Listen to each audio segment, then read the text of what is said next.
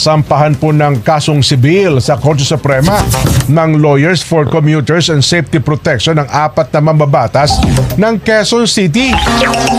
Kabilang po si Quezon City 1st District Congressman Arjo Atayde.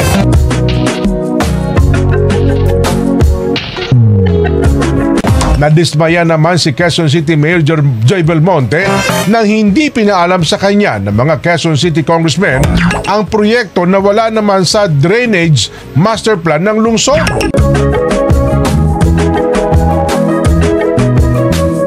Congressman Arjo Atayde, sasampahan na ng kasong sibil sa Korte Suprema.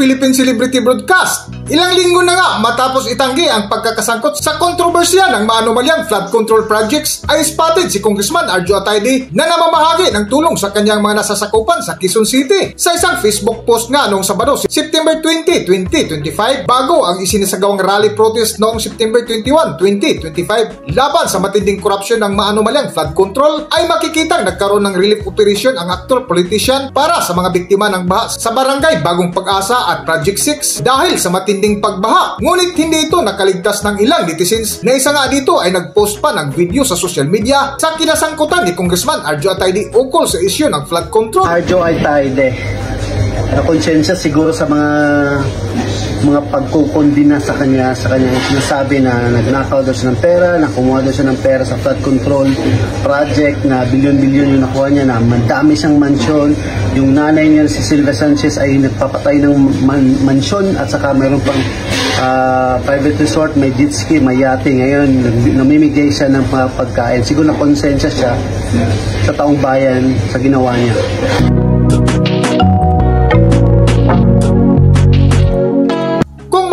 September 8, 2025 ay humarap sa Blue Ribbon Committee ang mag-asawang Diskaya na sina Carly at Sara Diskaya, na kung saan dito ibinunyag ang mga sangkot na mga politiko sa maanomalyang flood control projects na nakipagsabuatan sa kagawaran ng DPWH, contractor at mga kurap na politiko na tumanggap ng kickback. Na isa nga dito sa pinangalanan ng mag-asawang Diskaya ay si Congressman Arjo Atayde na nakasalukuyang congressman ng Quezon City District 1. Tulad po kay Kong Arjo Atayde po, bali 60 million po ang sinabi ko sa chat ko.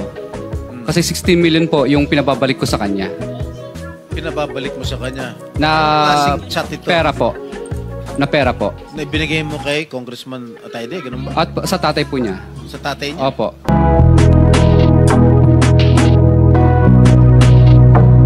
Matapos nga lumabas ang isyu sa pagkadawit ni Congressman Arjo Atayde, ay nagpaunlak agad ito ng ilang interview na kung saan itinanggi nito na walang katotohanan ang mga akusasyon ng mag-asawang Diskaya. Ngunit may kasabihan nga na kahit anong tago ay may lalabas na mga ebidensya. Isa nga dito ang mga litratong nagkalat sa social media kasama ang ilang kontraktor na sina Diskaya, Wow Builders na may kasama pang contract amount na 50 million pesos, at higit sa lahat ang banding ni na Congressman Arjo Atayde at Bulacan DPWH Engineer Henry Alcantara na nanonood ng larong basketball.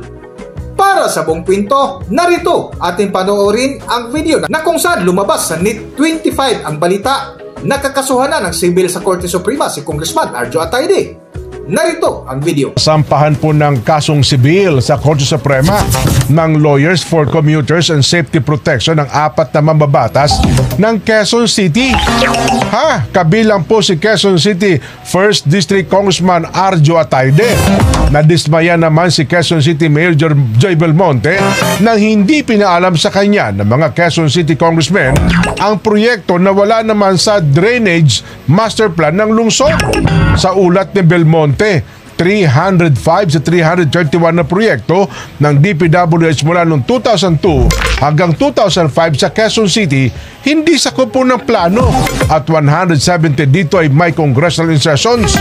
Umaasa rin po ang LCSP na mapapanagot ng Independent Commission for Infrastructure ang mga dapat managot sa usapin ng maanomalyang flood control project sa Quezon City. Hanggang dito na lang muna ang ating video, at kung nagustuhan nyo, huwag kalimutan mag-subscribe at pindutin nyo na rin ang notification bell para ma-notify kayo sa ating susunod na video. Maraming salamat!